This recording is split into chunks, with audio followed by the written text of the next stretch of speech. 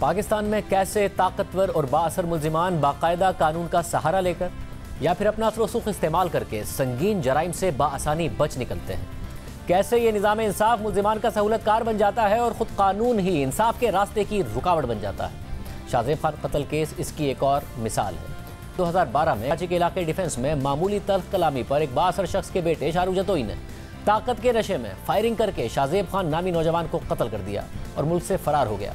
फिर कुछ अरसे बाद मीडिया और सिविल सोसाइटी के एहतजाज और दबाव की वजह से शाहरुख जतोई और उसके साथी गिरफ्तार तो हुए, मगर आज 10 साल तक मुख्तलिफ अदालतों में केस चलने के बाद शाहरुख जतोई और उसके तमाम साथी सुप्रीम कोर्ट से बरी हो गए हैं।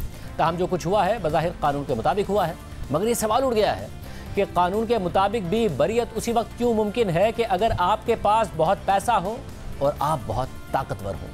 ये मिसालें हालिया दिनों में नाज़िम जोखियों केस और शाहज़ेब खान कत्ल केस में देखने को मिल रही हैं। शाहज़ेब खान कत्ल केस में गुज़िश्ता 10 सालों के दौरान कई अहम मोड़ आए। ट्रायल कोर्ट, हाई कोर्ट और सुप्रीम कोर्ट में कई मरतबा ये मुकदमा पहुंचा।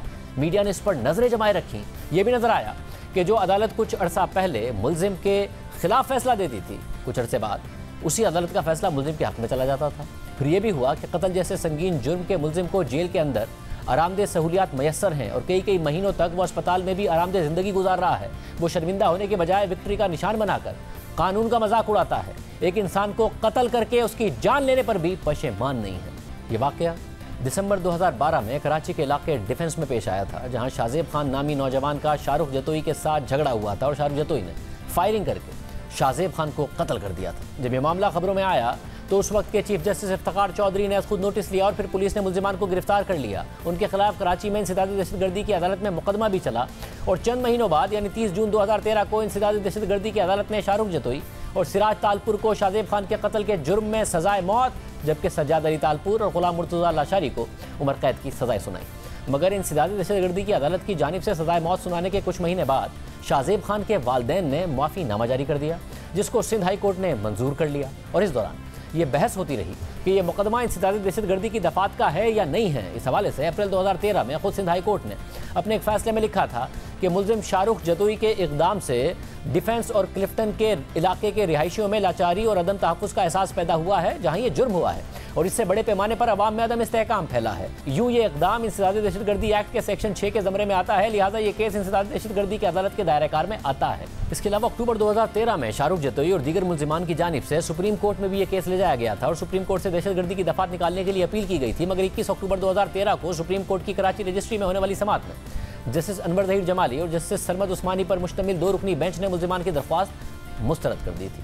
अब अहम बात यह है कि 2017 में यही मुकदमा दोबारा जब सिंध हाई कोर्ट में पहुंचा तो फैसला मुल्जिमान के हक में आ गया और अदालत ने सजाओं को कलअदम करार देते हुए दोबारा ट्रायल का हुक्म दे दिया।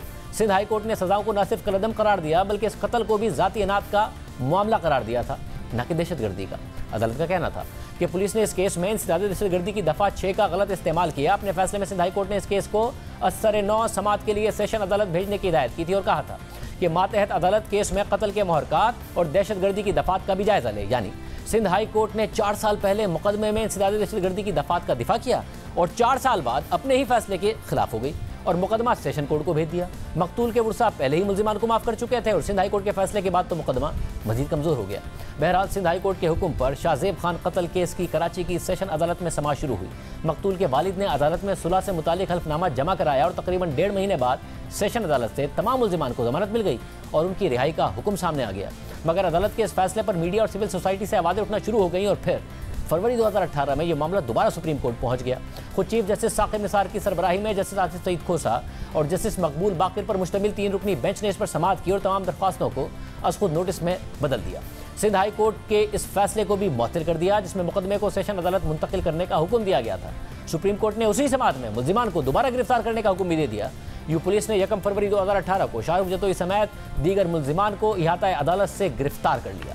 फिर सुप्रीम कोर्ट ही के हुक्म पर यह मुकदमा दोबारा सिंध हाई कोर्ट में चला गया, वहां समाअत होती रही और मई 2019 में अदालत ने फैसला सुना दिया और मरकजी मुल्जिम शाहरुख जतोई और सिराज तालपुर की फांसी की सजा को उम्र कैद में तब्दील कर दिया। मगर मुल्जिमान ने सिंध हाई कोर्ट के इस फैसले को भी सुप्रीम कोर्ट में चैलेंज कर दिया और घूम फिर कर यह मुकदमा दोबारा सुप्रीम कोर्ट पहुंच गया, जहां कई समाअतों के बाद आज मुल्जिमान की अपीलें मंजूर कर ली गई हैं और शाहरुख जतोई समेत तमाम मुल्जिमान को बरी कर दिया गया है।